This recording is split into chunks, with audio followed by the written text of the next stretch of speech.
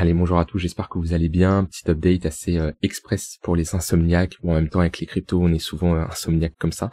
Bon, un marché qui a très énormément bougé. C'est une journée historique, clairement. Donc on va un peu parler des altcoins, un peu de BTC. Qu'est-ce qu'il faut faire? Qu'est-ce que j'ai fait? Pourquoi ça a baissé? Bon, pourquoi c'est simple. On a Donald Trump qui a pris la parole, qui impose des tarifs douaniers à 100% sur la Chine.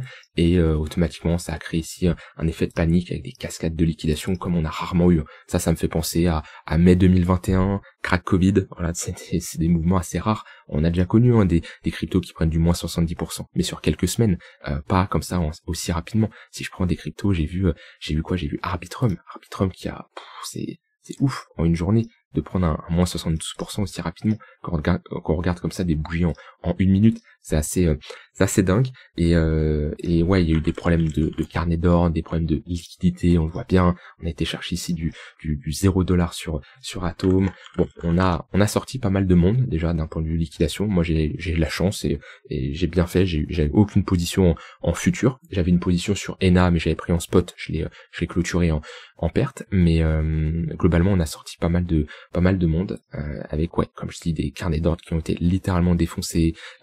Le marché n'est pas prêt. Et comme je dis, c'est une journée historique, d'accord? C'est pas tous les jours, ça arrive, ça. Et c'est vrai qu'on se plaignait qu'on n'avait plus trop de volatilité sur les cryptos, et on se retrouve en 2020, 2021, 2022. Ça c'est clairement un move que j'avais pas vu depuis des années, clairement. Même les baisses assez express, on était sur du moins 15, moins 20%, grand maximum. Donc ouais, un BTC qui est revenu assez bas. Maintenant on peut avoir des clôtures assez intéressantes sur Ether. Quand j'ai vu Ether à 3500, je me suis dit ouais, c'est vraiment moche, et on voit qu'on ravale plutôt pas mal. On a des cryptos qui ont fait du x2, x3 assez rapidement. Voilà, quand on prend le point le plus bas sur Optimism, on est déjà sur un x2. Dans ce genre de conditions, faut pas paniquer. Quand vous voyez un moins 70%, moi c'est pas une zone où je vais vendre de mon côté si j'ai des positions en spot là-dessus. Et globalement, oui, on n'est pas dans une situation où déjà on intervient avec des effets de levier, ok, ça c'est un point important. Là on est vraiment dans une phase où vous apprenez énormément sur vous-même. Pourquoi? Parce que quand on a comme ça ce genre de phase, il y a des gens qui vont rien faire, il y a des gens qui vont vendre tout en bas, il y a des gens qui au contraire vont en profiter pour se positionner sur certaines cryptos. Vous avez tous agi d'une façon ou une autre. Je pense que beaucoup n'ont rien fait. Pourquoi? Parce qu'ils n'avaient pas de plan, ils n'avaient pas de stratégie, ils savaient pas quoi faire. Il n'y a pas trop de mal à ça dépend bien sûr.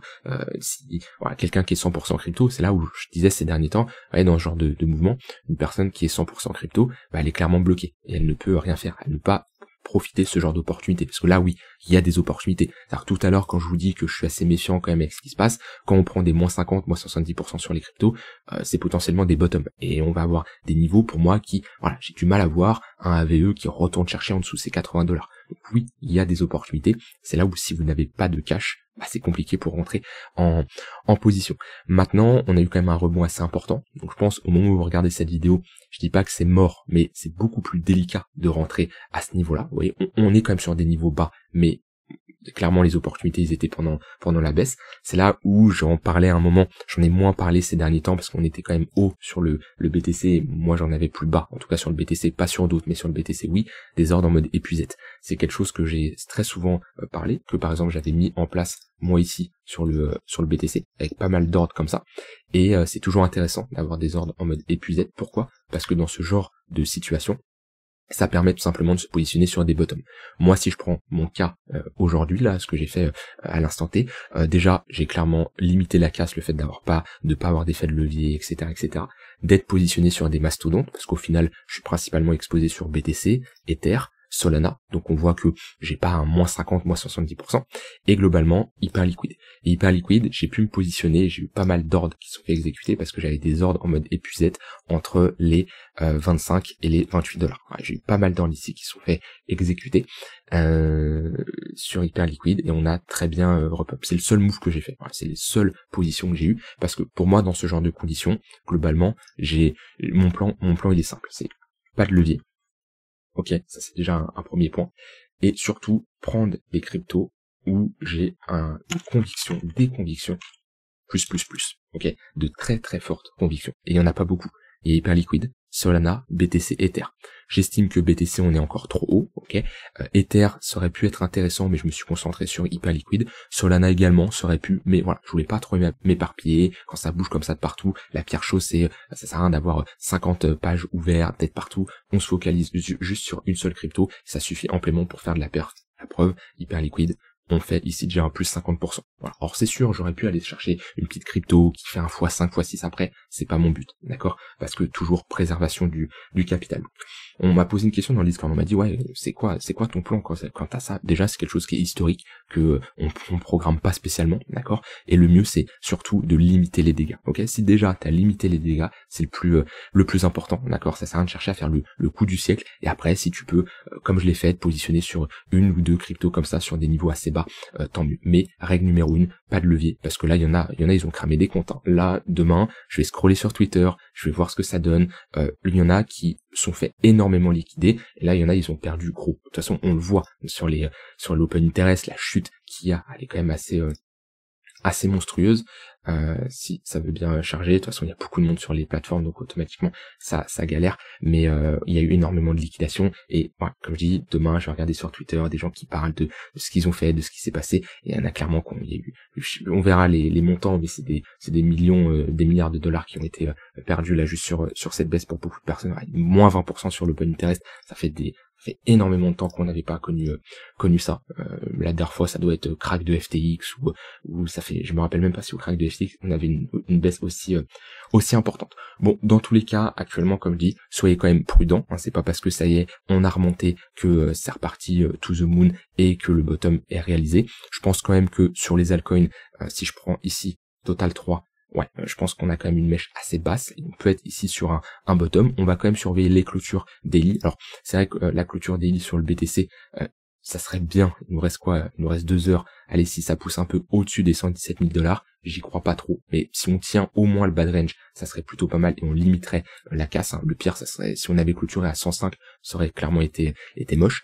Ether, on est plutôt pas mal. On tient les 3008, 3009, donc on va voir également dans 1h50 ce que ça donne.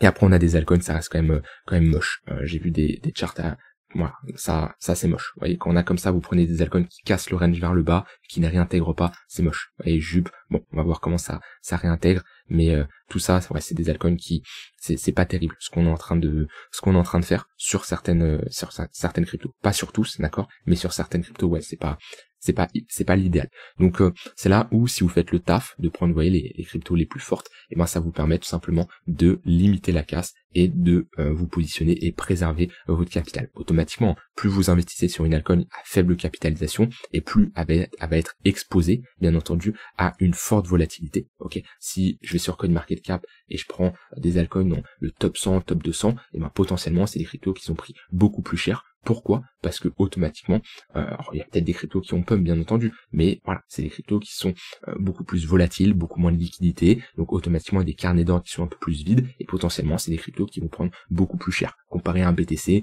sur ce genre de baisse ne peut pas connaître un moins 70%. C'est pas possible, d'accord? Comparé à d'autres altcoins. Parce que les carnets d'ordre sont vides, parce qu'il y a moins de demande et beaucoup moins de liquidité. Et on m'a posé également une question, on m'a dit pourquoi il y a des différences de prix. Par exemple, si je prends Hyperliquid sur KuCoin, le point le plus bas, on était à 20 $. Si je prends sur BitGet, on était ici à 21. Il peut y avoir des différences. Parce que ici, même à l'heure actuelle, vous voyez, ici je suis sur quoi? Ça c'est sur KuCoin, vous voyez, le prix il est à 39,5, sur Mexe on est à 41, qu'on a énormément de volatilité comme ça, il y a les market makers suivent pas, les carnets d'ordre ne suivent pas, il y a trop de volume, trop de liquidité, donc c'est normal, on est quand même sur les cryptos, on n'est pas sur le SP500, donc ça c'est quelque chose que vous devez accepter. Puis j'ai envie de dire, voilà, je pense qu'il y en a beaucoup qui ont été baptisés, qui n'avaient pas connu de baisse aussi importante, ça peut faire peur, bah c'est le monde des cryptos, ça manquait, j'ai envie de dire, ce genre de baisse qui sont également des opportunités, j'en parlais dans la vidéo de tout à l'heure, où je vous le disais, bah c'est dans ce genre de baisse qu'il y a des opportunités, c'est dans les crises, dans les cracks comme ça, qui font saisir les meilleures opportunités. Quand les marchés sont trop hauts, c'est toujours compliqué de se positionner, et c'est là où, oui, il y a clairement des opportunités à saisir. pas sur tout. Vous voyez, il y a des cryptos comme ça qu'on a souvent parlé, les cryptos faibles, les cryptos qui sont en dessous de leur moyenne mobile, en dessous de leur tunnel daily, c'est pas les plus intéressantes. Et vous voyez, c'est celles qui prennent le plus cher. Vous voyez, Arbitrum, c'est baissier, c'est moche. INJ, c'est baissier, c'est moche. Optimism, c'est baissier, c'est moche. Quand on prend les cryptos qui sont un peu plus fortes, par exemple AAVE, tunnel daily, et ben on voit que on corrige moins et on ravale bien. Hyperliquid, on ravale très très bien. XRP, ça va encore, Solana, oui, alors on corrige, c'est normal, mais on voit que c'est les cryptos qui prennent le moins cher. Et bah ça, c'est un taf qui a été fait pendant des mois et des mois, c'est toujours de choisir les altcoins qui sortent du lot, qui ne prennent pas aussi cher que les autres. Et ça passe par choisir des altcoins qui sont fortes dans une tendance haussière. Et c'est triste, hein, mais voilà, j'aime bien les taper dessus, et désolé s'ils s'en prennent aujourd'hui, mais quand on voit une charte qui est comme ça, EGLD par exemple, ou les maximalistes EGLD qui pensent qu'on va retourner à la TH, non, c'est faux. Et on le voit encore aujourd'hui où on a une crypto qui prend extrêmement cher. Voilà, moins 37%. Et qu'on a été chercher du moins 70%. Et c'est si vous holdez des cryptos comme ça qui potentiellement ne referont jamais d'ATH, et j'en suis même persuadé, qui sont dans des tendances baissières, ne vous attendez pas à réaliser de bonnes performances. Les meilleurs cryptos, c'est ceux qui sont dans des tendances haussières. Et il n'y a pas de mal d'avoir une crypto qui est dans une tendance baissière quand BTC est dans une tendance baissière et quand nous sommes en bear market. Mais quand nous sommes en bull market, ou fin de bull market, peu importe, mais nous sommes dans une tendance haussière en weekly, BTC, Ether et des altcoins, et que votre altcoin ne performe pas, c'est qu'il faut se poser tout simplement des questions. Donc globalement, ce que je vous faire retenir, c'est bon, je vous ai expliqué la raison pourquoi ça a baissé, je vous ai dit globalement ce que j'ai fait. J'ai pas fait le move du siècle, j'aurais pu faire mieux, j'aurais pu faire pire. C'est toujours simple de dire après, si j'avais déployé plus de capital, toujours simple. Posez-vous les bonnes questions. Quand on est dans ce genre de situation, c'est toujours ok. Qu'est-ce que vous avez fait et qu'est-ce que vous pouvez faire de mieux pour les prochaines fois, tout simplement. Pour si ça arrive pas du jour au lendemain. Ça arrive une fois, il y en aura peut-être un dans 6 mois, 1 an, 2 ans. Ok, mais c'est assez rare quand même. Et moi, comme ça, vous pouvez tout simplement mieux gérer ce genre de volatilité. Et c'est là pas d'effet de levier. Effet de levier, intraday, court terme, bien entendu. Mais si ça part pas, on sort. Voilà, comme j'avais pris une position sur BTC, ça je l'utilise un effet de levier à ce niveau-là parce qu'on est sur du court terme, mais là non, et je garde pas des positions super longtemps. Si je dors la nuit, c'est une faible exposition, un effet de levier mieux géré, puis après oui on peut se faire liquider. Si vous avez une ou deux positions qui se sont fait liquider, c'est tout à fait normal au vu de la volatilité, mais ça c'est quelque chose que vous devez prendre en compte dans votre gestion de risque, parce que si vous cramez votre capital sur une liquidation, globalement c'est dommage. Donc voilà, allez quand même dormir, même si je sais c'est compliqué qu'on a autant de volatilité. Il peut y avoir des opportunités, ça peut encore baisser, ok, attention à pas vous dire que c'est le bottom est in, même si quand même je pense en général dans ce genre de crack, il y a de grandes chances qu'on pose un bottom. On va le voir ces prochains jours. Le plus important, toujours préserver votre capital et comme d'habitude sélectionner les cryptos les plus fortes. Et ça, honnêtement, quand je vois ce genre de move, c'est un move qui me rassure encore plus dans le choix d'être investi dans Hyperliquid, parce que on a rebondi tellement vite en 1 minute, c'est assez ouf. Et quand vous comparez le rebond d'Hyperliquid avec d'autres cryptos, je prends Arbitrum, je prends INJ, on a des rebonds, mais c'est encore bon. Celui ça va, Kaspa c'est moche.